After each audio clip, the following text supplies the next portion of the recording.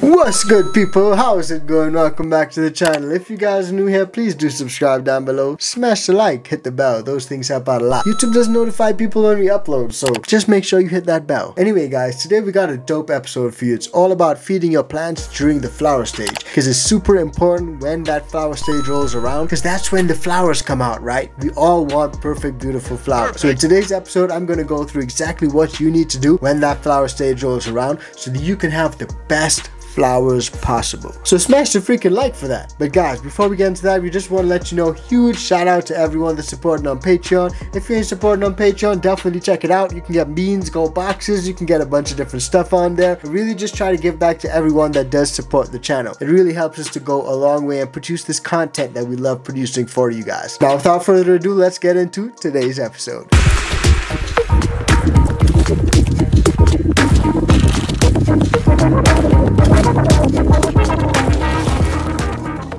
Yes guys, now growers need to know what nutrients their plant needs and at what times, because these plants, especially photoperiods, they need different nutrients at different stages of their life, and you need to wrap your mind around that so you can maximize your plant's output. Now in today's sophisticated society, growers have lots of options when it comes to products and methods. Like you can go into the grow store or the hydro shop and you can see so many different products, different stickers, different labels, a lot of different stuff. How do I know what to pick? There are literally endless choices for plant food. Now whether you're a hobbyist gardener or a commercial producer, the process of choosing the right fertilizers for flowering plants can be a little daunting. Like I said, there's so many friggin' options, dude. To help alleviate some anxiety with the selection process, this video is gonna help you consider what you need to feed your plants during flowering.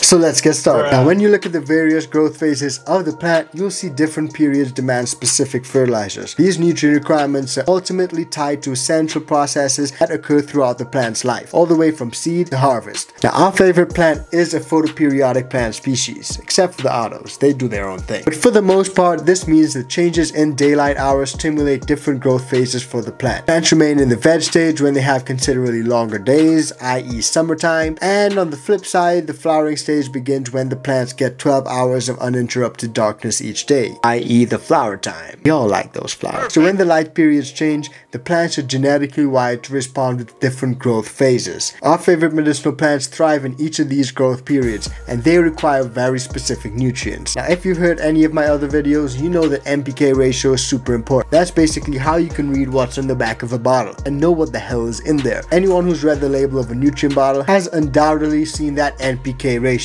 This ratio represents the amount of nitrogen, phosphorus, and potassium found in different fertilizer products. When it comes to feeding plants, the NPK ratio of the appropriate macronutrients will change with the different growth phases. During the veg stage, plants needs a lot of nitrogen. That promotes a lot of leafy growth and helps them to get green and hard, but that nitrogen must also be slightly counterbalanced with phosphorus and potassium. As the plants shift their nutrients demand to the flowering stage, they require less nitrogen and more phosphorus and potassium. If you're looking at any flowering nutrients, you'll see that shift represented in the NPK ratio on the bottle. Now to help alleviate any confusion around the NPK ratio, some nutrient companies have developed feeding calendars to accompany their products. These calendars pretty much direct you on when to change nutrient regimes throughout a plant's life cycle. Importantly, these calendars give you the ability to witness the NPK ratio changing from the veg to the growth, from the veg growth to the flowering growth on the specific dates. A lot of companies also have bloom boosters. Bloom boosters are designed to further stimulate that flower growth. These bloom boosters pretty much feature inflated NPK ratios for flowering that utilize much higher amounts of phosphorus and potassium. Now bloom boosters are a somewhat divided subject among growers. I'm gonna do a separate video on that all by itself.